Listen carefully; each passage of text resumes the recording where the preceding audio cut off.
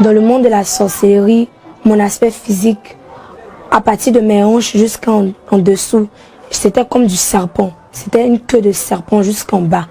J'avais 4 yeux sur le front, j'en avais 4 derrière et j'avais un œil dans ma paume et un autre dans ma main. J'avais aussi, comme on appelle ça, des cornes. Mes cheveux étaient des cheveux naturels, mais des cheveux qui étaient comme du poison. Et comme j'avais une langue de serpent. C'est-à-dire que physique, dans le monde spirituel, la personne qui me voyait, la langue que j'avais, c'était une langue de serpent. Lorsque les gens priaient, l'église priait, c'était comme des vapeurs puissantes. Mais à cause du voile là, ça ne montait pas. Le voile là bloquait. Parfois aussi, lorsque, je peux dire, il y a l'onction, le Saint-Esprit descend, qui veut descendre des grâces, c'est comme des pluies de rosée. Mais à cause du voile encore, ça ne descendait pas. Et parfois, il y avait des anges qui descendaient. Je voyais des anges qui descendaient, qui déchiraient le voile. Mais à cause des cœurs, ils pratiquaient le dépouillement. C'est pour ça qu'on dit le dépouillement, c'est physique. Et c'est aussi dans le cœur, c'est aussi dans le comportement. Parce qu'à cause de leur comportement, certes, ils ne portaient pas les mèches, les vernis, les pommades, mais à cause de leur cœur, la rancune, la méchanceté, la colère, à cause de ça, on arrivait à travailler comme on voulait. Et réellement, mon apparence, mes yeux, il y avait des codes sur mon corps, des marques, des signes, plein de choses démoniaques sur moi-même. Donc c'est comme cela, j'avais pas dit. Et quand j'ai confessé, à chaque fois je me sentais libérée. J'ai fait ma repentance bien. Lorsque j'ai fait ma repentance, le 5e jour, puisqu'on m'avait donné 5 jours, c'est le 5e jour, à la première prière, je disais au Seigneur que Seigneur, ces gens dans la salle, je veux qu'à la première prière, je sois délivrée totalement. Je ne veux pas sortir de la salle avec un esprit. Et lorsque je suis entrée en salle, le serviteur de Dieu qui est venu me chercher, il a dit que le Seigneur l'avait conduit vers moi. Comme lorsqu'il m'a vu, c'était comme un flash. Le Seigneur avait dirigé vers moi. Lorsqu'on allait, il a commencé à prier. Pendant qu'on priait, j'ai vu plein de choses. J'ai vu que ma tante, la tante de maman qui était décédée l'année passée, elle était incarnée en moi. C'était la représentation de l'esprit de la sorcellerie. Parce qu'elle était à un niveau, c'était une divinité. Donc je l'ai vu qui sortait. Elle est le python qui fuyait, qui sortait de mon corps. Il y avait les habits de communion. Les habits de féticheuse que je me vois en train de déchirer. La fumée sortait de ma bouche. Mes pauvretés étaient parties. Il y avait un sang qui coulait sur moi. Mais le sang là cassait mes yeux. On levait tout, effaçait les signes. Il y avait beaucoup de choses qui se sont passées. Et après, je me retrouvais, je me suis vue, j'étais allongée. Et je me revêtie d'une jolie robe blanche qui descendait de ma tête jusqu'à la plante de mes pieds. C'est à l'armée de prière et de délivrance que le Seigneur m'a délivré totalement. Il m'a délivré de plusieurs esprits. L'esprit de Python, de la sorcellerie, la sirène des eaux, la reine des côtes, des démons même, l'esprit guerrier. C'est-à-dire j'étais possédée d'un niveau que je ne savais même pas. Mais le Seigneur, par sa grâce, m'a libérée totalement. Et là où je vous dis, je suis libérée, je suis délivrée et je sens une joie que depuis ma naissance, je n'ai jamais ressentie. Lorsqu'on vous parle du dépouillement, c'est vrai et c'est sincère. Et pas seulement le dépouillement corporel, mais le dépouillement aussi à l'intérieur. Parce que lorsque tu te dépouilles physiquement, lorsque tu ne dépouilles pas à l'intérieur, un sorcier ou une sorcière ou une sirène des eaux peut toujours t'attaquer. Parce qu'il ne suffit pas seulement de dépouiller le physique, mais aussi de dépouiller le cœur. La colère, c'est une âme très très puissante. Dans le monde de la sorcellerie, dans le monde de la sirène des eaux, c'est une âme très puissante. Une âme très puissante. À chaque fois que vous mettez les mèches sur votre tête, c'est comme à chaque fois que vous mettez les mèches sur votre tête, ce sont des serpents. Mais c'est comme si vous donnez l'autorisation à la sirène des eaux d'entrer dans votre vie. Toutes les personnes qui utilisent des pommades, des parfums, même celles qui vendent, devant chaque magasin de pommades, de parfums, de bouts d'oreilles, de vernis, il y a une sirène qui est arrêtée là. Et c'est elle qui attire les clients. Quand je passais devant les magasins, tous les magasins de pommades que je voyais des sirènes qui étaient arrêtées. Les sirènes qui étaient arrêtées. Et c'est elles, spirituellement, elles attiraient les femmes. C'est elles qui attiraient les gens. Si vous voyez un magasin de pommades, de parfums qui marche beaucoup, c'est qu'il y a des sirènes même qui sont là. Il y a des sirènes qui sont là. Et c'est elles qui attirent les clients, qui poussent les clients à acheter. Le seul qui peut sauver, qui peut libérer, c'est Jésus-Christ de Nazareth. C'est lui seul. C'est lui seul qui peut délivrer. Lorsqu'il nous a créés, mes frères, mes soeurs, toutes les personnes qui nous regardent qui vont regarder ce témoignage, c'est un message que je vous laisse.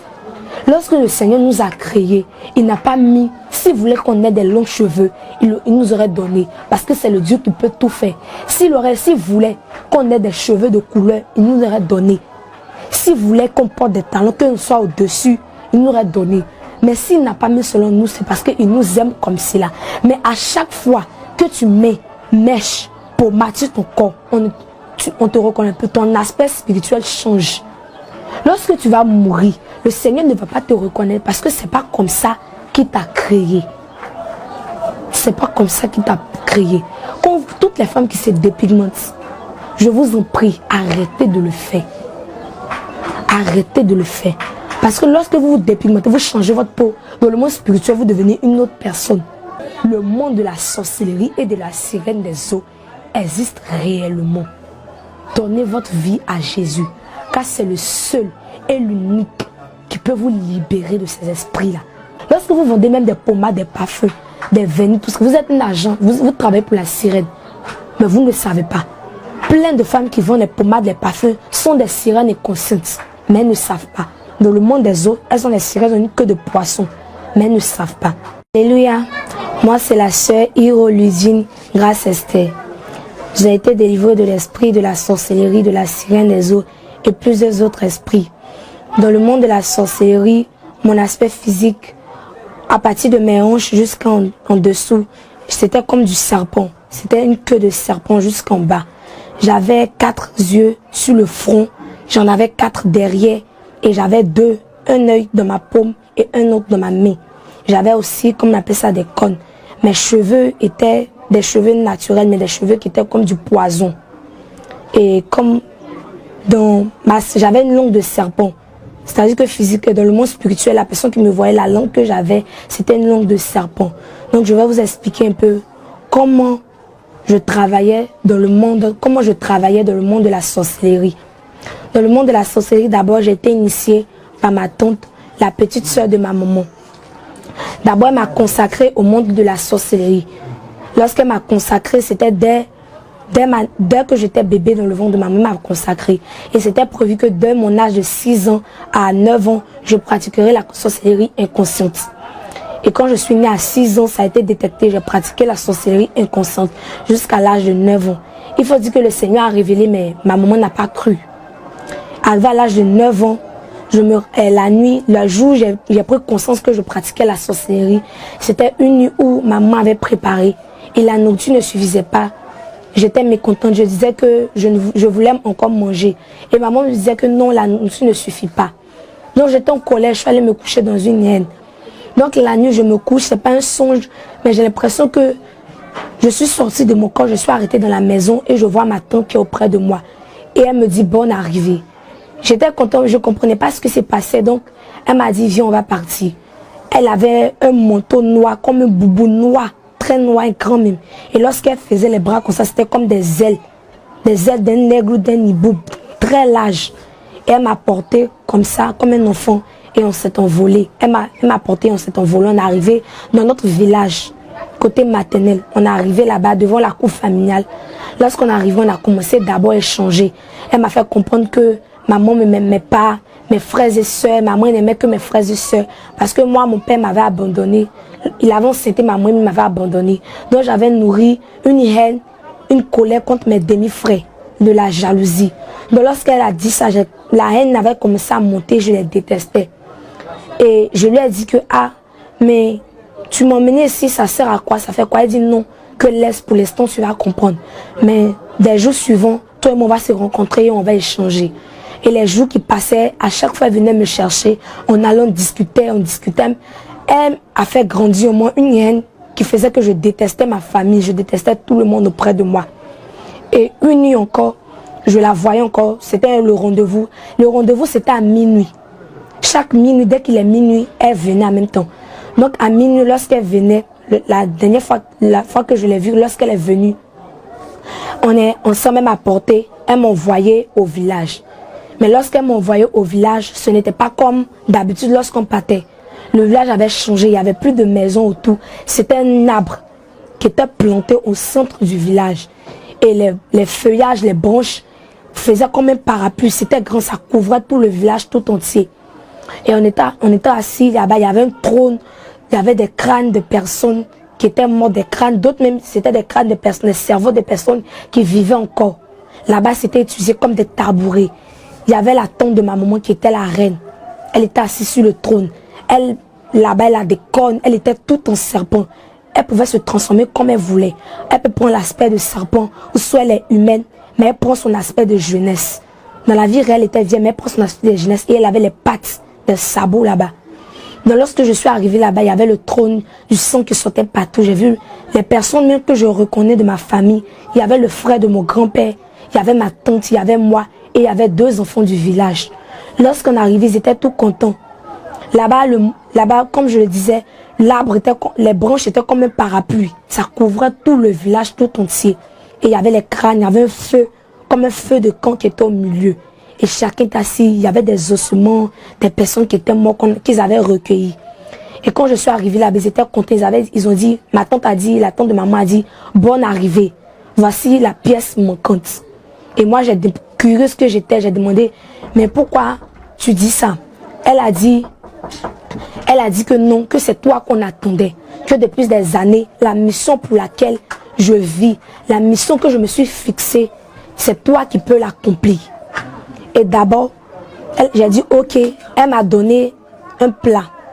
Lorsqu'elle m'a donné un plat, bien avant que je n'arrive, ma tante m'avait donné un plat du foutou, de la sauce graine et de la viande. Dans le monde spirituel, le foutou, c'est la chair humaine. La sauce graine, c'est du sang humain. Et la viande, c'est la chair humaine. C'était comme ça mon initiation. Et lorsque j'ai fini de manger, je voyais déjà. Lorsqu'on est arrivé là-bas, ma tante, on a fait d'abord 7 fois le tour du feu de camp. Lorsqu'on dit que le chiffre 7, c'est le chiffre de la perfection, c'est réel. On a fait 7 fois. C'était d'abord pour marquer ma présence, pour dire que je fais désormais partie du clan. Je fais partie de la confrérie. Et on m'a consacré, elles ont fait des incantations avec du sang, mais elle m'a consacré à l'esprit de serpent. C'est-à-dire que je peux me transformer en n'importe quel serpent que je veux. J'avais la langue de serpent, ils ont transformé ma langue comme langue de serpent. C'est-à-dire que lorsque je parle, des milliers de personnes se mettent en colère. Tout ce que je dis, c'est un impact, c'est toujours négatif. Et lorsqu'on m'a consacré maintenant, ma tante est retournée chez nous, elle a ramassé mes habits. Et lorsqu'elle ramassait, elle a pris tout. Quand elle est revenue dans le groupe, la tante de maman les déchirait, elle prenait du sang, elle les marquait. Ainsi de suite, ça formait mon manteau. Lorsque j'ai porté maintenant, il y a eu une force qui est entrée en moi. C'était comme des esprits, des démons qui sont entrés en moi maintenant. Je les voyais, je les parlais. Et lorsqu'elle a fait ça, elle a pris encore du sang, elle a dessiné. Au début, elle m'a donné seulement que 3 yeux parce que je venais d'entrer. Elle en a fait un au milieu de mon front et elle en a fait 2 derrière parce que je venais d'entrer. Et lorsque j'ai porté le manteau, elle s'est approchée de moi. À travers sa bouche, elle a soufflé comme une fumée. La fumée là, c'était mon pouvoir. Et elle a soufflé aussi dans mes yeux. Mes yeux, c'était mon pouvoir. Moi, j'envoûtais la nourriture à travers mes pensées. C'est-à-dire que je fixe la nourriture avec mes yeux. Et dans ma tête, j'imagine ce que je veux que la nourriture devienne. Et ça se réalise. C'est comme ça que j'envoûtais la nourriture.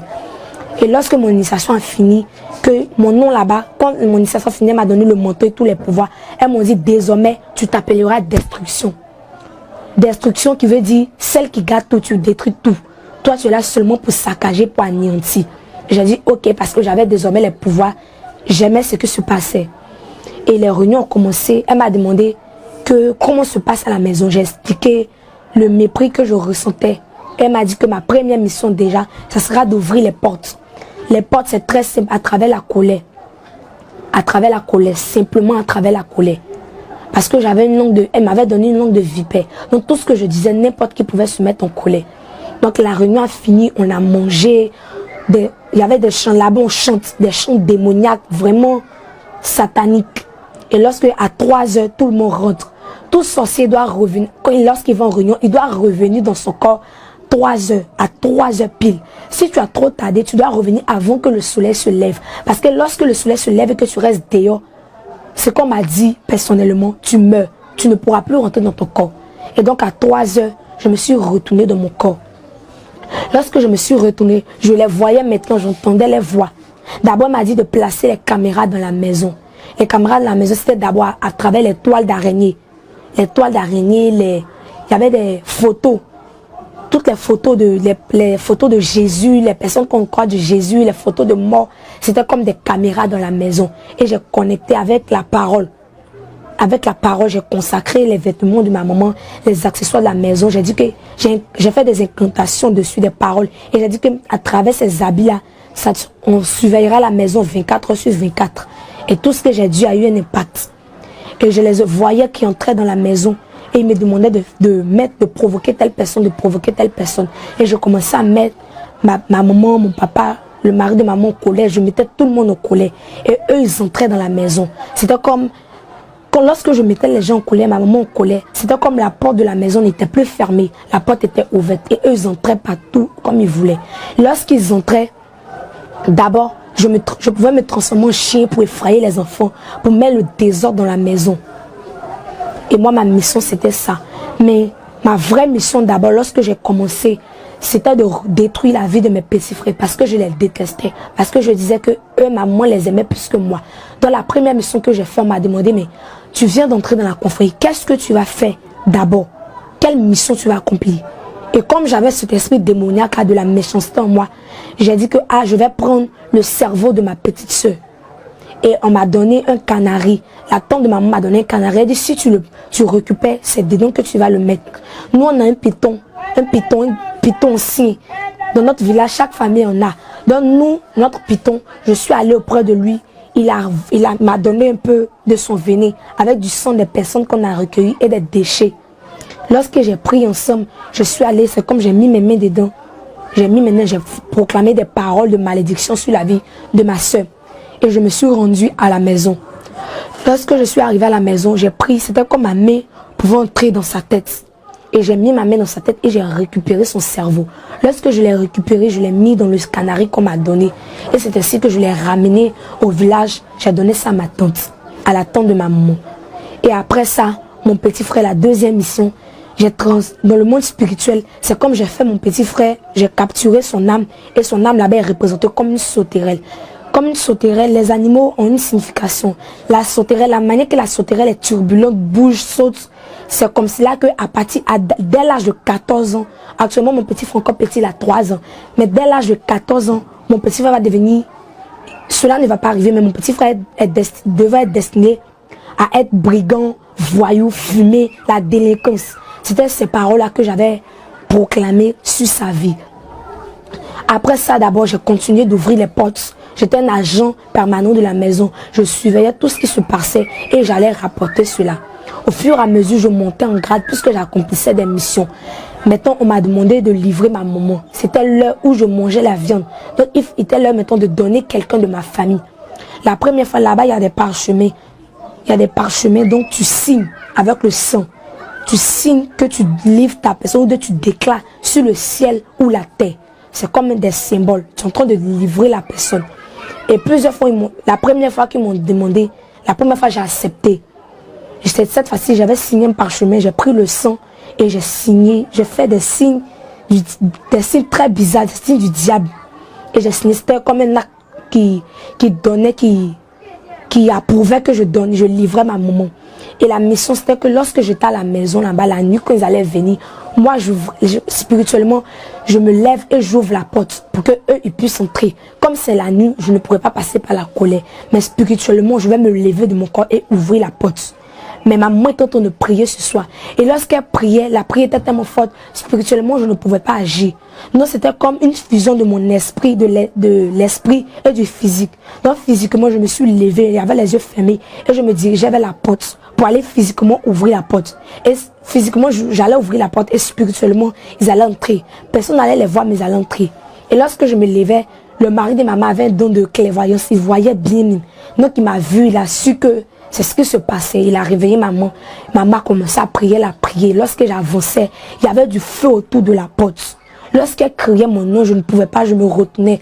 Et aussi, ils étaient deux, ils criaient, sors, viens ouvrir la porte. Il faut qu'on entre aujourd'hui, elle doit mourir. C'était vers les fins de l'année. On tirait vers novembre. C'était elle qui était destinée, dans le monde spirituel. Ils avaient destiné, c'était elle qui était comme le mouton qu'ils allaient tuer pour fêter la fin de l'année. Donc il criait, maman aussi était en train de prier, donc je ne pouvais pas. J'arrivais pas, je pleurais physiquement même. Donc j'ai dit que non, je ne peux pas, que le feu là me brûle, que vous-même entrez, vous allez voir le feu qui est dedans. Que pourquoi vous n'entrez pas, spirituellement entrez. Et ils ont dit que c'est comme ça, eux ils vont partir. Et ils ont dit une parole, mais tôt ou tard, on l'aura. Je vais signifier que ma maman là-bas, on ne l'appelait jamais par son nom. Elle n'avait pas encore fait son baptême, mais elle s'appelait Jeanne d'Arc. Mais là-bas, on l'appelait esprit principal.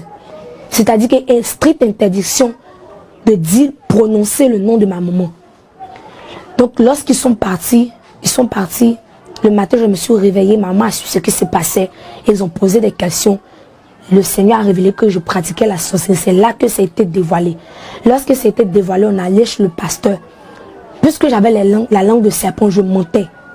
Je montais. Toutes mes confessions, je ne faisais que mentir. J'étais assise en face du pasteur et je sortais de mon corps. Je précise que mater comme cela, quelqu'un qui est en train de parler, la manière que je suis arrêtée comme ça, il peut sortir. Mais ce n'est pas son âme qui sort, c'est son esprit qui s'en va. Parce que si l'âme sort, c'est comme quelqu'un qui dort ou qui meurt.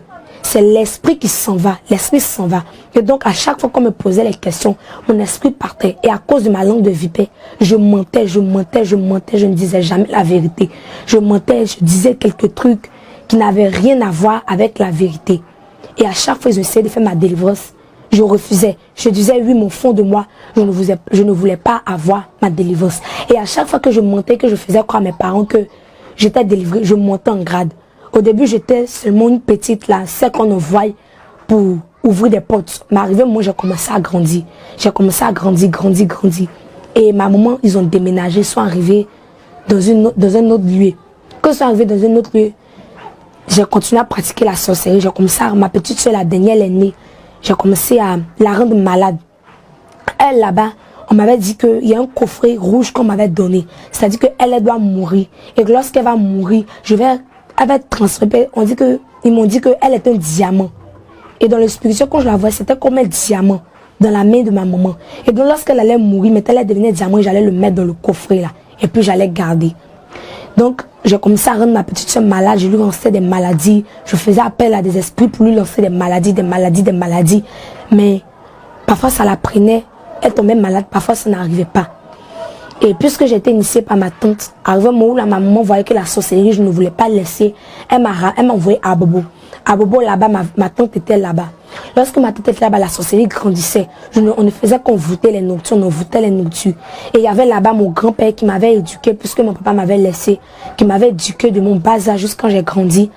Lui, depuis des années, bien avant que je ne sois née, depuis 1900, je ne sais pas, ils avaient provoqué un accident. Même actuellement, l'accident, son pied est pourri. C'est-à-dire que la plaie n'a pas encore guéri. Dans le spirituel, chaque membre de la sorcellerie vient déféquer dessus. Et c'est ça qui fait que la plaie ne guérit jamais. Jusqu'à présent, je vous dis que la plaie n'est même pas encore guérie. Elle est encore pareille. Donc je pratiquais la sorcellerie, je continuais à gâter le travail. Maman, à chaque fois qu'elle gagnait un travail, c'est comme dans le monde spirituel. Je prends du sang, toujours du sang, des déchets et le venin du serpent. Je maquille son visage. Je fais des mots, je peux créer comme... Je crée un visage de chien ou un visage de chat. Et ça fait que physiquement, son patron ou sa patronne ne voit pas un visage de chien ou de chat. Mais il est repoussé. Il n'a pas envie de travailler avec. Et c'était moi qui faisais ça. J'ai détruit tous les travails que maman a eu. Je les ai tous détruits. J'ai d'abord essayé de tuer son mari pour se les séparer parce que lui, il voyait beaucoup. Donc à chaque fois que j'envoûtais, j'attaquais, lui, il voyait ce qui se passait. Donc c'était comme une menace. Donc on m'envoyait pour aller le tuer. Comme je l'ai dit auparavant, mes cheveux étaient comme du poison. Donc j'ai pris les cheveux là-bas. Les arcs là-bas, il y avait des arcs, des flèches. C'était des intestins de personnes qu'on recueille les os, les intestins. Et là-bas, j'ai transformé ça comme des arcs et des flèches. Et j'ai pris mes cheveux, je les ai mis dans le feu de camp qui est dans le camp là-bas, dans notre confrérie. Et je les brûlé. Et je l'ai mis au bout de la flèche. La flèche, elle avait trois pointes. Et au bord, sur la ligne là, où on attrape, j'ai écrit mort. C'est-à-dire que lorsque je lancerai la flèche, il est destiné à mourir. Et lorsque j'ai lancé la flèche, il m'a vu, dans le spirituel, il m'a vu. Et j'ai quand même lancé. Ça a pris son côté droite. Lorsque ça a pris son côté droite, ça devait pourrir jusqu'à ce qu'il meure. Mais le matin, il s'est réveillé. Il a révélé cela à ma maman. Et par la grâce du Seigneur, il n'est pas mort. Malgré que ma maman priait, j'arrivais à l'attaquer parce que il y avait, son mari était une porte d'entrée. D'abord, il ne vivait pas une vie de sanctification, c'est-à-dire une vie de péché. Certes, il allait à l'église, il avait le don de voyance, mais il n'avait pas une vie de sanctification. Et ma maman aussi, elle gardait beaucoup de choses. C'est comme j'arrivais à voir dans son cœur. Elle gardait beaucoup de choses dans son cœur, la rancune. Il y avait des choses qu'elle n'avait pas laissées encore du monde. Les mensonges. Les mensonges, et il vivait dans l'impudicité. C'était une force puissante. Il vivait dans l'impudicité. Il n'était pas encore marié, mais il continuait d'avoir des rapports intimes et d'avoir des enfants. C'était à cause de ça, surtout à cause de l'impudicité, un mariage impudique. C'était à cause de ça qu'on arrivait toujours j'arrivais toujours à attaquer. Et son mari était colérique. Donc à chaque fois que je disais quelque chose de mauvais, ça le mettait en colère. C'était plusieurs portes qui s'ouvraient. Plusieurs portes qui s'ouvraient. Et c'est comme ça que on arrivait à travailler. Et j'étais, comme je le disais, j'étais à Bobo. La sorcellerie, je grandissais. Moi et ma tante, on pratiquait la sorcellerie. Une fois de plus, le Seigneur a révélé. Mais je n'ai pas voulu être délivrée. Donc, on m'a envoyé chez ma tante à Lakota parce que ma maman n'avait pas les moyens. Elle ne travaillait pas puisque j'avais tout bloqué ses finances. Son mari aussi, ça n'allait pas. En collaboration avec sa maman, qui est actuellement toujours sorcière, on a fusionné. C'est-à-dire que quand tu veux travailler avec un autre groupe de la sorcellerie, ta reine, celle qui dirige le groupe dans lequel tu travailles, doit signer un pacte pour te donner l'autorisation de travailler dans ce groupe-là. Donc la tante de ma maman avait signé un pacte avec la maman du mari de ma maman. Donc comme ça, je travaillais avec elle. Donc en collaboration avec elle, on a fermé ses yeux. Donc lorsqu'on travaillait comme cela, j'ai grandi dans la sorcellerie. Après, on m'a envoyé à Lakota chez ma tante. Je m'attends là-bas puisque mes parents n'avaient pas les moyens, donc je suis allée fréquenter là-bas pour continuer les études. Lorsque avant de partir, comme je l'avais dit, j'ai capturé des habits, des accessoires de la maison, les toiles d'araignée. C'était des caméras, des satellites. Pour même à distance, même si j'étais en France où je suis, je pouvais savoir exactement ce qui se passait dans la maison. Donc lorsque je suis allée à Lakota comme cela, chaque jour, lorsque je me connecte à la maison, je regarde ce qui se passe. J'ai appris que ma tante, ma maman en fait, allait se marier. Et spirituellement, je suis allée dans notre confrérie. Je continue, même malgré à Lakota, j'allais toujours dans le village pour continuer à pratiquer la sorcellerie, les réunions et tout. Je visitais même ma maman à Abidjan.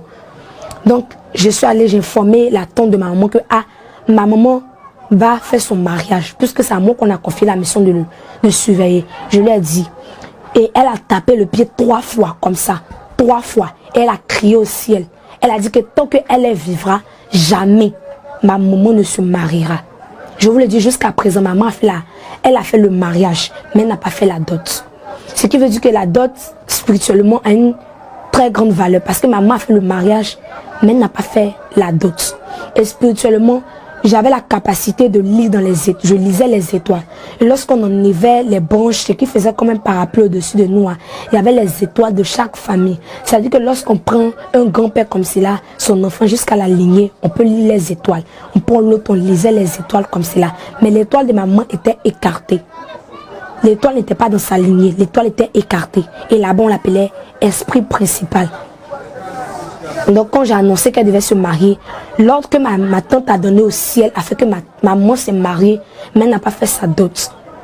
Et donc quand maman bizarrement s'est mariée, n'a pas fait la dot, j'étais à Lakota, je continuais de fréquenter là-bas aussi, je pratiquais la sorcellerie, j'attaquais ma tante, je rendais ses enfants malades, je voûtais la nourriture. Et puisque le Seigneur voulait ma délivrance là-bas encore, il a encore révélé que je pratiquais la sorcellerie. Donc ma tante n'étant pas une femme de prière, a pris peur. Et donc elle m'a ramenée à Abidjan. Lorsqu'elle m'a ramenée à Abidjan, ma maman a commencé à me rejeter. Elle m'a abandonnée. Bien avant ça, ma tante, une fois, elle m'avait envoyé dans le monde des eaux. Parce que dans notre village, on avait comme un petit lac, un lac. Et dans le monde des eaux, on est entré sous l'eau. Lorsqu'on est entré sous l'eau, il y avait des serpents, des crocodiles. C'était les choses que dans notre village, nos parents adoraient. Les serpents, surtout le serpent. Donc lorsqu'on entrait, il y avait comme un portail, un mur d'eau. Et on entrait à l'intérieur. Lorsqu'on entrait à l'intérieur, on s'est retrouvé directement dans la mer. Et là-bas, il y avait la sirène. La sirène des eaux était assise sur son trône. Son trône, il y avait des coquillages autour d'elle, les étoiles de mer, les coquillages partout. Et quand on est arrivé là-bas, bizarrement, elle était contente de me voir. Et moi, je n'avais pas compris. puisque j'avais déjà la sorcellerie, donc ça ne me faisait pas peur. Lorsqu'on est venu, je me suis inclinée devant elle. Et elle m'a dit, bienvenue ma fille. Lorsqu'elle m'a dit, bienvenue ma fille, j'étais contente parce que elle était d'une beauté mais mystique, une beauté mystique. Elle avait sa queue, sa queue de poisson. Il y avait des sirènes autour. Et après, elle m'a dit d'abord que tu seras une âme fatale.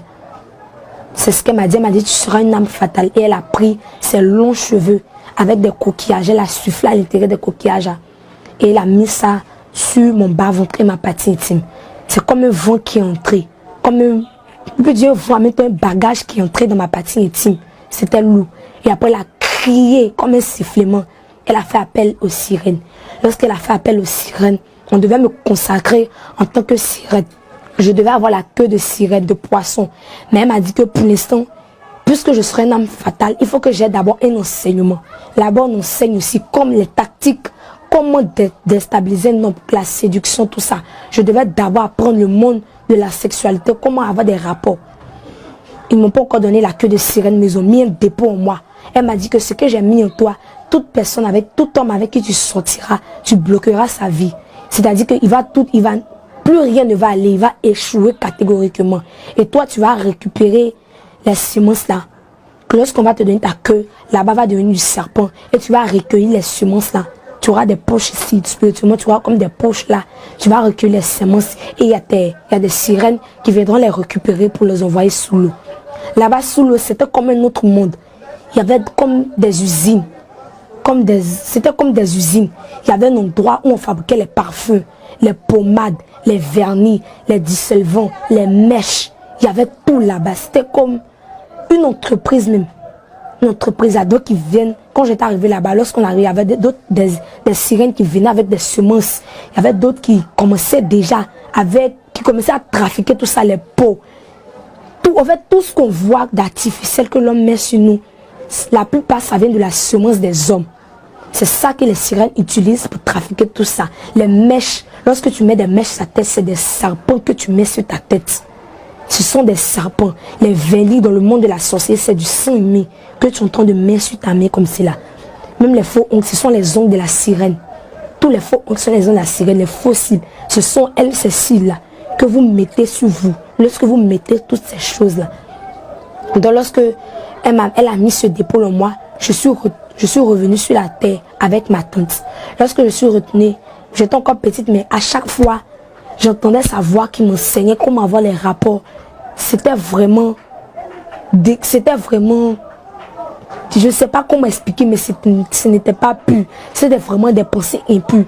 Pour mon âge, c'était pas vraiment comment avoir des rapports avec quelqu'un. C'était bizarre. Elle m'enseignait le sexe parce qu'elle m'avait dit que ma partie intime allait devenir comme du serpent. J'allais devenir une prostituée, pas une prostituée officielle. Mais lorsque j'allais aller à l'école, j'allais me prostituer. J'allais sortir avec les jeunes, même les professeurs, pour avoir la moyenne.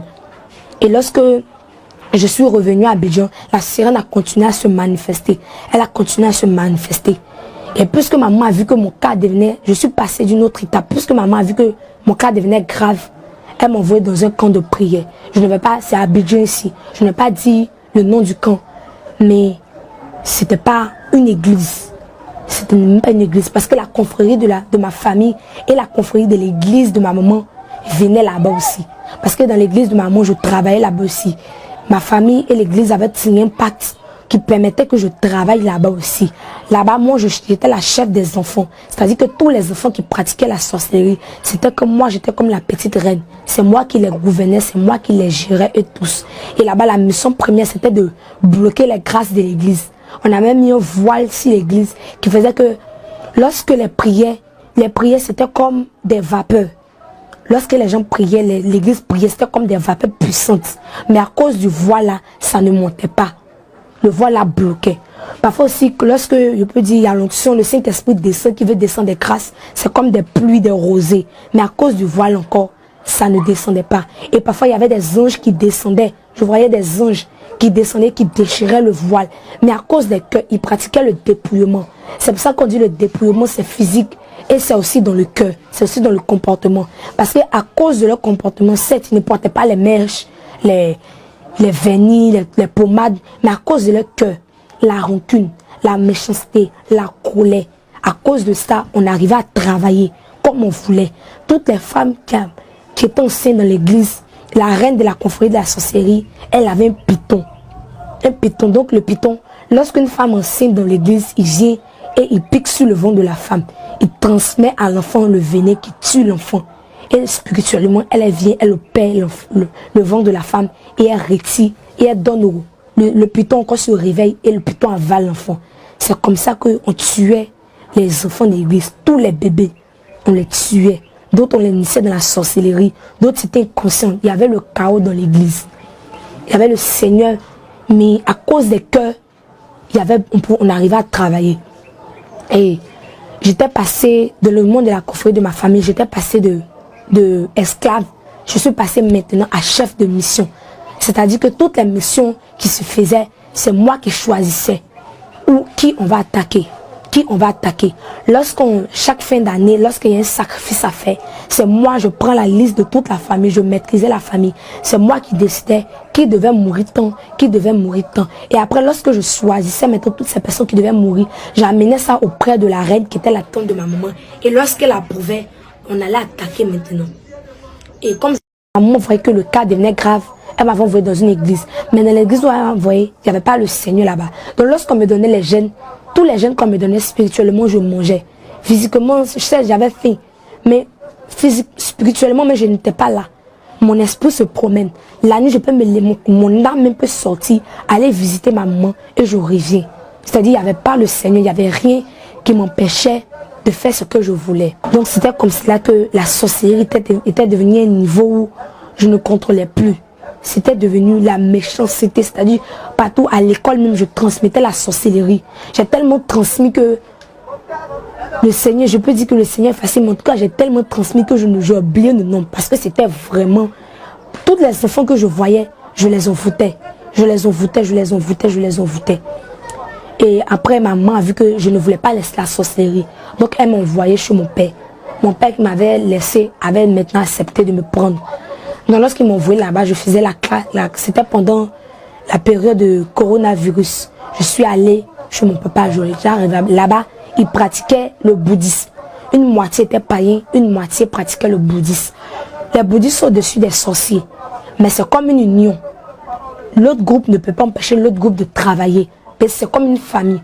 Lorsque je suis arrivée là-bas, lorsque mes tantes, ma grand-mère commençaient à faire les incantations, qu'elle croit que ce sont des prières, c'était des incantations qu'elle faisait. Et il y a des esprits, des démons même, des démons très dangereux qui entraient dans la maison, d'autres s'asseyaient dans la maison, d'autres étaient sur le foie, sur le toit. Ils se mettaient à parler, ils se mettaient à mettre des caméras, à faire ce qu'ils voulaient dans la maison. Envoûter la maison, la maison était entourée de ténèbres. C'est-à-dire qu'il n'y avait aucune lumière dans la maison, c'était seulement que des ténèbres. Lorsque j'arrivais, je partais là-bas, j'avais pris les biens de ma maman. Parce qu'à ma tante était décédée. La tante de ma maman qui était la reine, l'année passée, elle est décédée. Lorsqu'elle est décédée, elle a dit à le python de la famille, lui qui est comme l'ami de la reine, que si elle meurt, c'est moi qui dois prendre la place de reine. Et le python a dit, mais elle n'est pas encore princesse, parce que là-bas, il y a la reine, il y a la princesse, et il y a chef de mission, jusqu'en dessous. Et il a dit qu'elle n'est pas encore princesse, comment elle peut passer à reine? Qu'il y a sa tante qui est là, sa tante a travaillé depuis des années, pourquoi pas elle? Et elle a dit que non, que ce que je n'ai pas pu accomplir durant des années, elle va l'accomplir à ma place. Parce que dès la jeunesse, maman, elle s'est donné une mission, elle a dit que tant qu'elle vivra, maman ne sera jamais heureuse et maman doit mourir. Que elle coûte que coûte, ma maman doit mourir. Et puisqu'elle n'a pas réussi à accomplir cette mission-là, c'est à moi qu'elle avait laissé la charge de devenir reine pour que j'accomplisse la mission. Et le python a dit, ok, comme c'est elle que tu as choisi, il n'y a pas de problème. Mais ma tante, celle qui m'avait initiée, n'était pas contente. C'était devenu comme un chaos. D'abord pour que ma tante meure, ma tante, à chaque fois qu'elle veut mourir, c'est comme si elle entre dans la chambre haute avec le python. Lorsqu'elle entre là-bas, elle fait les incantations, le venin, elle choisit une personne qu'elle veut que la personne meure à sa place. Et lorsqu'elle va, c'est comme elle transforme le visage de la personne, les narines, les yeux, les oreilles, la bouche, tout le corps de la personne comme elle. Et l'esprit de moi qui la suit là, elle fait des incantations pour appeler l'esprit de moi sur la personne. Ça, c'est un autre niveau de la sorcellerie. Ce n'est pas tout le monde qui arrive à le faire. Et lorsqu'elle fait ces incantations là, l'esprit de mort la lâche et il va chez cette personne. Mais cette fois-ci, lorsqu'elle a essayé, c'était le temps que le Seigneur avait choisi qu'elle meure. Donc, elle avait essayé, mais finalement, elle est morte. Et quand elle est décédée, il était temps d'introniser une nouvelle reine. Et ma tante voulait être la reine. Et c'était devenu comme un chaos. Parce que le serpent avait reçu la mission de m'introniser moi comme reine. Et le sacrifice qu'il m'a demandé de faire, il m'a demandé de livrer. Parce que plusieurs fois, on m'a demandé de livrer maman. Parfois, j'accepte, parfois, je n'accepte pas. Plusieurs fois, j'ai accepté même. Plusieurs fois, j'ai accepté. Lorsque j'acceptais, lorsque je partais l'attaquer, récupérer son âme, je n'arrivais jamais. Mais cette femme m'a dit qu'il faut que coûte, je prends l'âme de maman, je capture l'âme de maman. Elle l'a dit, c'est le sacrifice ultime pour accéder à la place royale. Et j'ai dit, ok, je vais le faire. Et c'était comme je partais chez ma maman. Elle avait quitté son mari parce que dans le monde spirituel, ma tante et moi, ma tante s'est couchée au milieu de leur lit conjugal. Ça représentait la séparation. C'est comme ça qu'on a séparé mon papa et ma maman. Donc, maman est allée vivre chez sa tante. Donc, ma tante voulant devenir reine, c'était devenu comme un chaos, Et le python m'a dit, moi, d'aller l'attaquer, d'aller prendre l'âme de ma maman. Donc, je partais et je voyais ma maman chaque fois que je partais, soit couchée, soit assise, en genoux, en train de prier, de pleurer. Et elle disait toujours ces paroles, Seigneur, sauve ma fille. Seigneur, sauve ma fille. Seigneur, sauve ma fille. À chaque fois qu'elle disait ces paroles-là, je sentais une force me lâcher. C'était comme je perdais mes pouvoirs, je m'affaiblissais. Et lorsque je m'affaiblissais, à chaque fois je retournais. Une fois j'ai essayé, en force, mes pouvoirs m'ont lâché, mes forces m'ont lâché. Et je me suis retenue, j'ai dit au serpent que je ne peux pas l'attaquer. Parce que comment quelqu'un que je vais attaquer, la personne prie pour moi. Mais qu'à chaque fois que je vais, mes forces, tout mon pouvoir me quitte. Que je ne peux pas l'attaquer. Que mais intronise-moi quand même comme reine. Et c'est ainsi qu'il a dit non. Que tu dois faire un sacrifice avant de passer à une autre étape. Avant de passer au trône, à la place de reine. Non, tu dois faire un sacrifice. Et j'ai dit non, que je ne peux pas. Je ne veux pas mourir là-bas. Parce que si je reste là-bas, elle risque de me tuer. Non, je ne veux pas. Et c'est comme ça qu'il m'a piqué. Il m'a piqué avec ces trucs à sa bouche. On peut dire que son venin entré en moi. Ça fait des taches noires sur mon corps. C'est avec la délivrance que ces taches sont parties. Lorsqu'il m'a piqué, le venin qui est entré en moi, c'était pour me donner des plaies. Des plaies jusqu'à ce que ça pourrisse. Jusqu'à ce que j'accepte de livrer ma maman. Parce qu'il était dans l'obligation de m'introniser comme reine. Donc ça devenait un chaos de la confrérie. Et puisque je refusais, c'est arrivé au moment des congés de Pâques. Les congés de Pâques, je suis venue chez ma soeur. D'abord chez mon papa. Lorsque je suis arrivée là-bas, pendant la dot, c'était l'heure que mon papa fait sa dot. Lui qui m'avait abandonné, c'était l'heure qu'il fait sa dot avec sa nouvelle femme. Le jour de la dot, quand je suis arrivée là-bas, d'abord, je cherchais quelqu'un qui avait la sorcellerie. Quelqu'un qui pratiquait la sorcellerie consciente, qui savait ce qu'il faisait. Et je ne trouvais personne. Et le jour où la dot approchait, les parents quittaient du village pour venir. Son frère est arrivé. Lorsqu'il est arrivé, physiquement il est entré, mais spirituellement son corps est sorti. Son esprit est sorti, son esprit me promenait dans la maison. Et lui et moi on s'est croisés au niveau de la porte. Lorsqu'on s'est croisés, on était contents, on a créé nous deux. Ah, enfin on a trouvé quelqu'un avec qui travailler. Donc il m'a dit, ah toi c'est sa fille. J'ai dit oui, je suis sa fille. Et d'abord quand je suis arrivée, j'ai vu les mains de mon papa qui étaient percées. Je ne savais pas qui l'avait fait, mais j'étais contente. J'avais aussi percé les mains de ma maman. Non, il m'a dit que c'est lui qui a percé les mains de mon papa. C'est comme des trous, un gros trou dans ses paumes, dans ses deux paumes. À chaque fois qu'il y a l'argent qui vient, spirituellement, ça se perd. Ou bien lui, il vient, il prend. Ça représente la pauvreté, le blocage, la sécheresse dans sa vie. Donc, dans le spirituellement, on allait au village. Lorsqu'on allait au village, derrière la cour familiale, je vous dis, il y a à peu près toute la famille qui est enchaînée. Je peux dire toute la famille, parce qu'il n'y a personne réellement qui a suivi le Seigneur Jésus, le vrai Dieu. Il n'y a personne qui l'a suivi. Il y avait d'autres, c'était comme classé, d'autres qui pratiquaient la sorcellerie inconsciente. Ils ne savent pas qu'ils sont sorciers, mais ils sont enchaînés là-bas. Il y a d'autres lèvres qui étaient bloquées. Là-bas, il y avait mon frère qui avait les mains enchaînées. C'est-à-dire que ses mains sont enchaînées. Ça représente qu'il ne peut pas travailler. Et selon où les chaînes se trouvent, c'est une signification. Si on t'enchaîne au niveau des pieds, c'est-à-dire que dans ta vie, tu ne peux pas avancer. Si on t'enchaîne au niveau des mains, tu ne peux pas travailler. Là-bas, il y avait mon frère qui était enchaîné. Il y avait mon papa qui était enchaîné de la tête jusqu'à la plante de ses pieds. C'est-à-dire, je n'arrivais même pas à voir son visage parce que tout était des chaînes. Tout était des chaînes. Et j'ai demandé à mon oncle, mais c'est qui est là? Parce que je ne le voyais même pas. J'ai demandé c'est qui. Et lorsque j'ai demandé c'est qui, il a défait les chaînes. Il a délié les chaînes là. Lorsqu'il les a déliées, j'ai vu que c'était mon papa. Et j'avais l'esprit de la sorcellerie, donc j'étais contente. Je disais, ah, tu as fait un bon travail. Et je lui ai dit, mais l'alcool qu'il boit, c'est pas naturel. Je sais que c'est pas naturel. Et il m'a dit, oui, que l'alcool qu'il boit, c'est mon urine qu'il boit. Qu'à chaque fois qu'il boit, c'est mon urine qu'il est en train de boire. Et c'est là que il m'a dit qu'il faut que je vienne dans la confrérie pour que je puisse grandir. Mais j'ai dit non, que d'attendre un peu. Parce que je vais d'abord demander l'accord à ma reine. Parce que c'était comme ma tante qui était encore mon supérieur là-bas. Mais elle qui avait le chaos, c'était encore elle.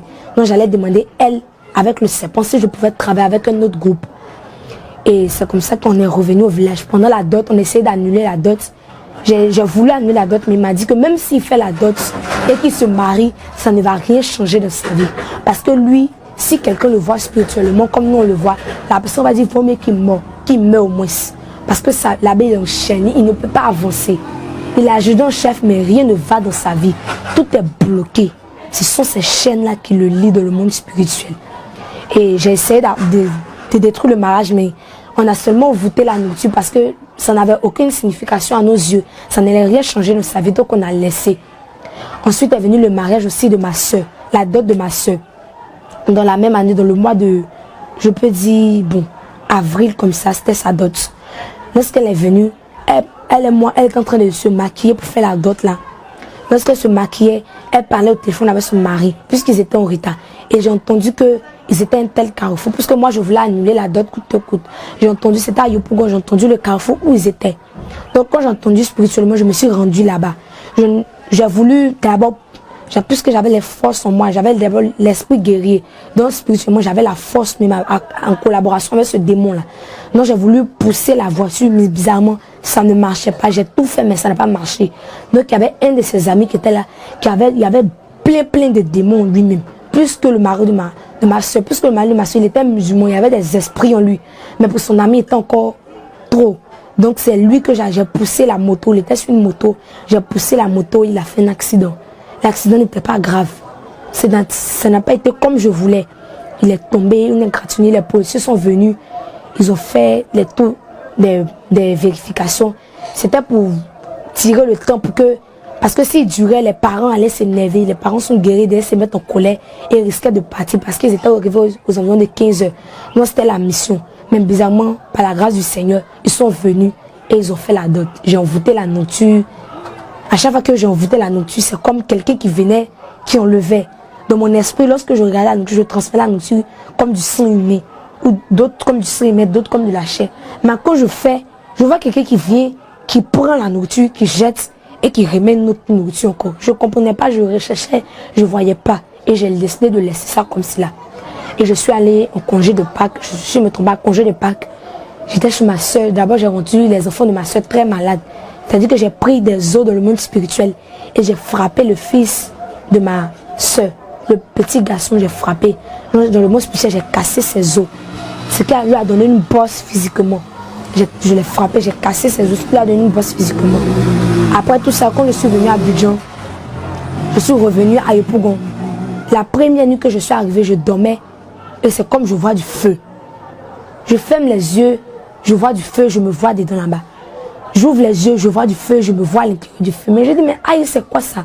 Ça comme ça me tourmentait. Quand je dors, je ferme les yeux, je dors. Et quand j'ai tellement peur, je me dis, genre, il y avait quelqu'un qui me parlait, qui me disait que tu vas aller là-bas, tu vas aller là-bas, tu vas aller là-bas, tu vas aller là-bas. Et à chaque fois que j'entendais cette voix-là, j'avais tellement peur que j'arrivais même pas à dormir. Quand je me couche, 3 à 5 minutes, je me relève encore parce que j'ai sommeil. Je me l'ai dit, je respirais fortement. Comme un soufflement de soulagement. J'ai dit, oh Dieu merci, je ne suis pas morte. Je craignais la mort. J'ai commencé à comprendre que si je ne lâchais pas la sorcellerie, j'allais mourir. Mais je ne savais pas auprès de qui m'approcher. Parce que où je vivais, c'était des bouddhistes, c'était des païens. Je me demandais si je disais, est-ce qu'ils allaient me croire? Est-ce qu'ils allaient m'aider? J'avais tellement menti à ma maman. Côté maternel, j'avais tellement dit que je voulais délivrer, j'avais tellement détruit la vie de ma famille que je me disais qu'ils n'allaient plus m'accepter parce que maman m'avait laissé chez mon papa. Et donc, je continuais pendant 2 semaines, je me voyais dans le feu. Et à chaque fois, j'entendais une voix qui me disait, c'est là-bas que tu vas aller. J'entendais une voix qui me disait, c'est là-bas que tu vas aller. Ou une autre voix, c'est la même voix qui me disait encore, j'ai tout fait pour t'enlever de ce monde. Depuis combien d'années, j'essaye, je fais tout pour te retirer de le monde de la sorcellerie. Mais tu ne veux pas. Quand est-ce que tu vas écouter ma voix? Quand est-ce que tu vas écouter ma voix? Je ne savais pas qui me parlait. Mais moi, je continuais, je pleurais seulement. La femme de moi me voyait me demander, mais pourquoi tu pleures? Tu es pas on dirait quelqu'un qui est malade. Je ne disais rien, mais je me voyais dans le feu, j'avais peur. Et la 2e semaine, le samedi, c'était tellement grave que j'avais tellement peur que j'ai pris mon courage, j'ai appelé ma maman. J'ai dit à ma maman que je vais être délivrée. Je n'arrivais même pas à parler parce que je pleurais, je ne supportais plus. Partout où je passe, je vois le feu, je pleure seulement. Et maman a dit, tu vas être délivrée? J'ai dit oui. Et la nuit, elle m'a dit de partir, de rentrer à la maison, de prier. De prier, puis je me couche. Et le lendemain, dans les jours qui allaient suivre, elle allait venir, elle allait chercher. Et quand de prière, on allait aller pour ma délivrance. Et la nuit, pendant que je suis à la maison, je priais. Je peux dire, le Seigneur était venu. Je n'ai pas vu, je n'ai pas entendu sa voix. Mais il était venu, il est descendu. Sa présence était autour de moi. J'ai commencé à confesser, j'ai commencé à parler. J'étais dans la chambre, ma famille était au salon. J'ai commencé à parler. Personne ne savait que j'étais sorcière. Personne. Maman avait dit à mon papa que les sorciers me fatiguent. Pour ne pas qu'il me rejette, elle avait dit, mais les sorciers me fatiguent. Mais elle n'a pas dit. Mais j'étais dans la chambre, je pleurais, j'ai commencé à confesser. Et ils sont venus, je leur ai dit que je pratique la sorcellerie réelle. Et quand j'ai dit ça, il y avait quelque chose qui m'a surpris. Que des personnes qui ne sont pas chrétiennes, des personnes païennes, des personnes bouddhistes, on nourrit de l'amour. On nourrit de l'amour, ils m'ont aimé, ils ne m'ont pas rejeté, ils ne m'ont pas jugé. Ils ont commencé à... Ils étaient tout le monde m'ont dit, ça va aller, on va chercher un coin où on prie pour que tu sois délivré. Et pendant qu'on me disait ça, j'entendais la voix. C'était comme toutes les personnes avec qui j'avais travaillé là. Que ce soit dans l'église de ma maman, que ce soit dans la confrérie de ma famille, que ce soit partout, le groupe que j'avais travaillé, ils commençaient à me parler. Ils commençaient à me tourmenter. Tu as commencé tes histoires de délivrance encore. Tu as commencé tes histoires de délivrance encore. Je ne pouvais pas dormir dans la chambre et m'envoyer au balcon, sur la terrasse. Lorsqu'on allait sur la terrasse, la nuit, je dormais et je voyais la confrérie de ma famille qui était venue. Ils étaient venus, eux tous, comme des soldats, des guerriers, pour venir me tuer. Quand ils sont arrivés, je suis sortie de mon corps. Pas volontairement, mais je suis sortie. Lorsque je suis sortie, je me suis arrêtée au balcon. Et ma tante a commencé à crier, sors, fais vite, on va partir, fais vite, on va partir, il est là, fais vite, on va partir. Et j'ai dit, moi, je ne veux pas aller avec vous. On a lutté, j'ai dit, moi, la sorcellerie, je ne veux plus pratiquer la sorcellerie. Entre vous et moi, c'est terminé. Aujourd'hui, j'ai pris la décision de quitter ce monde de la sorcellerie. Et ma tante dit, bon, tu as l'habitude de dire ça. Tu as l'habitude de dire, je vais quitter, mais tu ne quittes jamais. Donc, bon, demain, on va venir te chercher. Elle pensait que je m'amusais. Et elle est partie. Le lendemain encore, ils sont revenus encore. J'ai dit, je ne fais plus la sorcellerie. J'ai encore insisté. On a encore lutté. Maintenant, la dernière fois, le 3e jour, elle est venue seule. Et cette fois, elle était venue pour me tuer. Elle était venue avec des arcs et des flèches. Elle m'a dit, sors. J'étais couchée, mais elle m'a dit, sors. Et je me suis levée, je me suis arrêtée au balcon. Elle m'a dit, viens, on va partir. D'abord, elle me parlait comme si j'étais sa fille, ma fille chérie, viens, on va partir. Tu sais que je t'aime. Mais moi, je ne voulais pas parce que j'avais pris ma décision.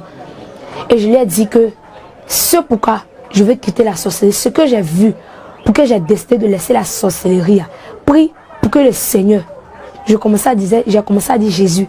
J'ai dit, prie pour que Jésus, le Seigneur, te montre ça aussi, pour que tu quittes la sorcellerie. Parce que si tu restes dans ça, le feu que j'ai vu, c'est là-bas que tu vas aller. Et je suis allée me coucher et j'étais couchée au mur. Elle a lancé une flèche. La flèche qu'elle a lancée, au bout, il y avait inscrit mort. Elle voulait me tuer en même temps.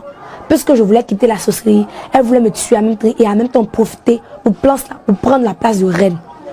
Et lorsqu'elle a rentré, elle a tiré la flèche. Je vous dis, la flèche m'a effleuré là. Et ça s'est collé au mur, c'est rentré dans le mur. Et j'ai retiré la flèche du mur et j'ai jeté. J'ai dit, moi, à partir d'aujourd'hui, je ne pratiquerai plus jamais la sorcellerie. Et je me suis retenue dans mon corps. Je vous le dis, à partir de ce jour-là, je n'ai plus, à partir de ce jour, depuis le mois de mai, début mai, je n'ai plus vu ma tante jusqu'aujourd'hui. Parce que j'avais pris ma décision, j'étais épuisée. J'avais pris ma décision de laisser la sorcellerie.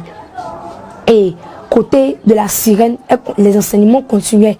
Et c'était prévu que cette fin d'année, à minuit, lorsqu'on entrera mieux, on dirait le 1er janvier à minuit, je serais sous l'eau et on allait me consacrer en tant qu'une sirène réelle. J'allais avoir la queue de poisson, ma partie intime allait devenir comme du serpent pour recueillir la semence des hommes.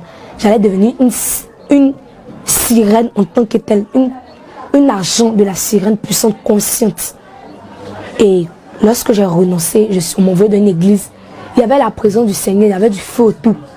Pas trop puissant, mais en tout cas il y avait du feu. Mais le Seigneur, par sa grâce, empêchait qu'à chaque fois il me visitait à la maison. J'étais à l'église, je dormais à l'église, j'entendais les voix.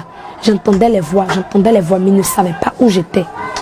Et je suis allée à Bobo, j'ai fait quelques congés là-bas. Là-bas, j'avais toujours l'esprit de la sorcellerie. Je luttais. Le Seigneur, par sa grâce, a fait que quelque chose de bizarre s'est passé. J'avais l'esprit de la sorcellerie, j'avais tous les esprits dans mon corps, mais je ne pratiquais plus. C'est-à-dire, les esprits me poussaient, me disaient, on vous tend, on vous la nourriture, mais je ne faisais pas, je luttais avec les esprits parce que ma maman était en train de chercher un endroit véritable où il y avait la prière pour ma délivrance. Je suis allée chez son mari. Je suis allée chez son mari, puis ils se sont séparés.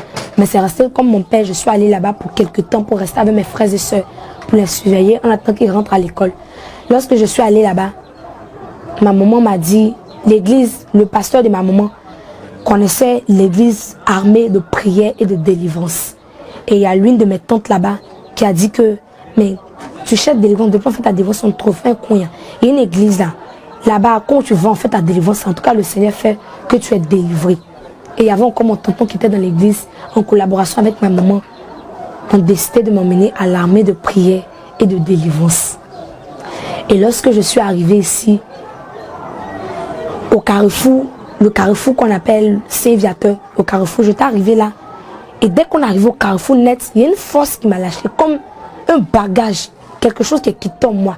Je n'ai pas vu de démon ni d'esprit parti, mais c'est ce que j'ai ressenti. Et on a marché, on venait. Pendant que je marchais, dès le carrefour, le Seigneur commençait déjà à fermer mes yeux spirituels. Il a commencé la délivrance à partir du carrefour. Mes yeux ont commencé à s'affaiblir. On commençait à s'affaiblir. On commençait à s'affaiblir. Jusqu'à ce que j'arrive devant l'église de temple. C'était comme je voyais de la lumière. Comme des phares de lumière qui montaient comme un mur. Qui couvrait, qui barricadait tout le temple. Même la toiture était en lumière. Et lorsque j'entrais, c'était dans la cour, lorsqu'on marche, le sol là, c'était du feu. Des braises de feu, du feu partout. Du feu, les chaises, les feux, tout. La maison était embrasée de feu. Au début, j'avais peur d'entrer. Et il y a une voix qui m'a encore dit, tu n'es pas venu pour faire quelque chose de mauvais. Tu es venu pour ta délivrance, donc entre. Je suis là, entre. Et je suis entrée. Le serviteur de Dieu nous a accueillis, tout et tout. Et j'ai fait ma confession. Quand j'ai fait ma confession d'abord, je n'ai pas dit toute la vérité. J'ai confessé, mais je n'ai pas tout dit. Tout ce que j'avais dit était vrai, mais je n'ai pas tout dit parce que je n'ai pas vu l'importance. Je me disais que mais le Seigneur, il sait déjà. Donc si je ne dis pas tout, il peut quand même me délivrer. Et lorsque j'ai dit la moitié, on m'a donné un moment de jeûne. Premier jour, on a prié. À chaque fois que je m'asseyais dans le rang, je regardais la porte et je disais au Seigneur, Seigneur, le jour que tu vois que la manière que je suis assise, tu vois mon cœur, tu sais que je suis fatiguée, je vais être délivrée. Le jour que moi je franchirai cette porte que tu vois là, il faudra que je sois délivrée de la tête jusqu'à la plante de mes pieds. Je ne veux plus qu'un esprit me soit dans mon corps. Que je veux que même que lorsque les démons me voient, qu'ils aient peur de moi. C'était cette prière que je faisais. On a prié, l'esprit guéri s'est manifesté, les démons sont manifestés. Et le Seigneur a passé par l'une de ses servantes pour dire qu'il veut que je me confesse, que je termine ma confession. Il veut que je continue ma confession. Et le prochain jour, avec une autre servante de Dieu, j'ai fait ma confession. Ma confession, c'était au niveau de ce que j'avais fait. Je n'avais pas dit ce que j'avais fait, j'avais caché, j'avais seulement dit que j'ai presque la sorcellerie. Seulement ce que j'avais gâté, mais réellement mon apparence, mes yeux, il y avait des codes sur mon corps, des marques, des signes, plein de choses démoniaques sur moi-même. Donc c'est comme si là, j'avais pas dit. Et quand j'ai confessé, à chaque fois je me sentais libérée. J'ai fait ma repentance bien. Lorsque j'ai fait ma repentance, le 5e jour, puisqu'on m'avait donné 5 jours, c'est le 5e jour, à la première prière, je disais au Seigneur que Seigneur, ces gens dans la salle, je veux qu'à la première prière, je sois délivré totalement. Je ne veux pas sortir de la salle avec un esprit. Et lorsque je suis entré en salle, le serviteur de Dieu qui est venu me chercher, il a dit que le Seigneur l'avait conduit vers moi. Comme lorsqu'il m'a vu, c'était comme un flash. Le Seigneur avait dirigé vers moi. Lorsqu'on allait, il a commencé à prier. Pendant qu'on priait, j'ai vu plein de choses. J'ai vu que ma tante, la tante de maman qui était décédée la nuit passée, elle était incarnée en moi. C'était la représentation de l'esprit de la sorcellerie. Parce qu'elle était à un niveau, c'était une divinité. Donc, je l'ai vu qui sortait. Elle est le python qui fuyait, qui sortait de mon corps. J'avais les habits de communion, les habits de féticheuse que je me vois en train de déchirer. La fumée sortait de ma bouche. Mes pauvretés étaient parties. Il y avait un sang qui coulait sur moi, mais le sang là cassait mes yeux. On levait tout, effaçait les signes. Il y avait beaucoup de choses qui se sont passées. Et après, je me retrouvais, je me suis vue, j'étais allongée et je me revêtis d'une jolie robe blanche qui descendait de ma tête jusqu'à la plante de mes pieds. C'est à l'armée de prière et de délivrance que le Seigneur m'a délivré totalement. Il m'a délivré de plusieurs esprits. L'esprit de Python, de la sorcellerie, la sirène des eaux, la reine des côtes, des démons même, l'esprit guerrier. C'est-à-dire j'étais possédée d'un niveau que je ne savais même pas. Mais le Seigneur, par sa grâce, m'a libéré totalement. Et là où je vous dis, je suis libérée, je suis délivrée et je sens une joie que depuis ma naissance, je n'ai jamais ressentie. Parce que le Seigneur auprès de moi, chaque jour, il me montre que il sera toujours auprès de moi. C'est pour dire que le monde de la sorcellerie, c'est un monde qui existe réellement. Le monde de la sirène des eaux, surtout dans le monde de la sirène des eaux. Lorsqu'on vous dit le monde de la sirène des eaux existe, c'est réel. Si vous voulez, je peux vous donner un exemple. Il y a un pagne qui est là, qu'on appelle Addis Abeba. Ce pagne, plusieurs personnes le connaissent. Si vous regardez ce témoignage et que vous avez ce pagne, prenez le pagne et regardez sur le dessin. Il y a un dessin qui est là comme un sceptre et qui a trois branches. Ce sceptre, ça représente le sceptre de la sirène des eaux. Si vous voulez, venez à l'armée de prière. Venez à l'armée de prière. Toutes les filles qui ont reçu la délivrance vous diront la même chose. Priez. Demandez au Seigneur d'ouvrir vos yeux et il vous montrera. C'est le sceptre qu'elle attrape. C'est là que son pouvoir est. Il y a plusieurs pagnes qui ont des codes que je reconnais, que je vois. Il y a plusieurs pagnes comme ça. Les pagnes, vous voyez, avec des cercles, des pyramides. C'est des pyramides, ça représente les formations, tout ça. Il y a beaucoup de choses. Donc, lorsqu'on vous parle du dépouillement, c'est vrai et c'est sincère. Et pas seulement le dépouillement corporel, mais le dépouillement aussi à l'intérieur. Parce que lorsque tu te dépouilles physiquement, lorsque tu ne dépouilles pas à l'intérieur, un sorcier ou une sorcière ou une sirène des eaux peut toujours t'attaquer. Parce qu'il ne suffit pas seulement de dépouiller le physique, mais aussi de dépouiller le cœur. La colère, c'est une âme très très puissante. Dans le monde de la sorcellerie, dans le monde de la sirène des eaux, c'est une âme très puissante. Une âme très puissante. À chaque fois que vous mettez les mèches sur votre tête, c'est comme à chaque fois que vous mettez les mèches sur votre tête, ce sont des serpents. Mais c'est comme si vous donnez l'autorisation à la sirène des eaux d'entrer dans votre vie. Toutes les personnes qui utilisent des pommades, des parfums, même celles qui vendent, devant chaque magasin de pommades, de parfums, de bouts d'oreilles, de vernis, il y a une sirène qui est arrêtée là. Et c'est elle qui attire les clients. Quand je passais devant les magasins, tous les magasins de pommades que je voyais des sirènes qui étaient arrêtées. Les sirènes qui étaient arrêtées. Et c'est elles, spirituellement, elles attiraient les femmes. C'est elles qui attiraient les gens. Si vous voyez un magasin de pommades, de parfums qui marche beaucoup, c'est qu'il y a des sirènes même qui sont là. Il y a des sirènes qui sont là. Et c'est elles qui attirent les clients, qui poussent les clients à acheter. Donc chaque fois que vous mettez la pommade, c'est une porte que vous ouvrez. À chaque fois que vous mettez la porte, c'est comme des codes. Elles utilisent ça pour entrer dans votre vie, pour vous attaquer. Elles peuvent faire tout ce que vous voulez. Lorsque vous vendez même des pommades, des parfums, des vernis, tout ce que vous êtes un agent, vous travaillez pour la sirène. Mais vous ne le savez pas. Plein de femmes qui vendent les pommades, les parfums sont des sirènes inconscientes. Mais elles ne savent pas. Dans le monde des eaux, elles sont des sirènes, elles n'ont que de poissons. Mais elles ne savent pas. Donc ça veut dire que ce monde-là, c'est un monde réel. C'est un monde vraiment qui existe. Le seul qui peut sauver, qui peut libérer, c'est Jésus-Christ de Nazareth. C'est lui seul. C'est lui seul qui peut délivrer. Lorsqu'il nous a créés, mes frères, mes soeurs, toutes les personnes qui nous regardent qui vont regarder ce témoignage, c'est un message que je vous laisse. Lorsque le Seigneur nous a créés, il n'a pas mis, s'il voulait qu'on ait des longs cheveux, il nous aurait donné, parce que c'est le Dieu qui peut tout faire. S'il voulait qu'on ait des cheveux de couleur, il nous aurait donné. S'il voulait qu'on porte des talons, qu'on soit au-dessus, il nous aurait donné. Mais s'il n'a pas mis selon nous, c'est parce qu'il nous aime comme cela. Mais à chaque fois que tu mets mèche pour mater ton corps, on te reconnaît peu, ton aspect spirituel change. Lorsque tu vas mourir, le Seigneur ne va pas te reconnaître parce que c'est pas comme ça qu'il t'a créé. C'est pas comme ça qu'il t'a créé. Quand toutes les femmes qui se dépigmentent, je vous en prie, arrêtez de le faire. Arrêtez de le faire. Parce que lorsque vous vous dépigmentez, vous changez votre peau. Dans le monde spirituel, vous devenez une autre personne.